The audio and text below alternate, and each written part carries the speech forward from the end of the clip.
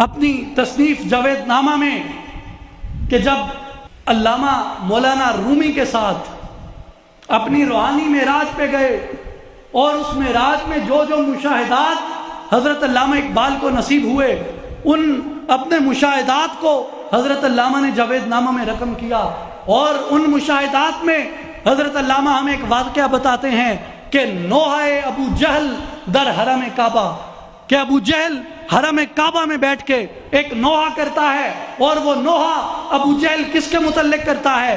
حضور رسالت مآب امام الانبیاء محمد رسول اللہ صلی اللہ علیہ وسلم کے متعلق نوحہ کرتا ہے۔ اور ابو جہل کیا کہتا ہے؟ مذہب او قاطع ملک و نسب، کہ حضور کا جو مذہب ہے، اس کا جو مذہب ہے وہ ملک کا اور نسب کا کلا کما کر دیتا ہے، وہ اس کو ختم کر دیتا ہے۔ از قریش و منکر از فضل عرب، حضور خود خاندان قریش سے تعلق رکھتے ہیں لیکن کسی عربی کی عجمی کے اوپر فضیلت کو نہیں مانتے۔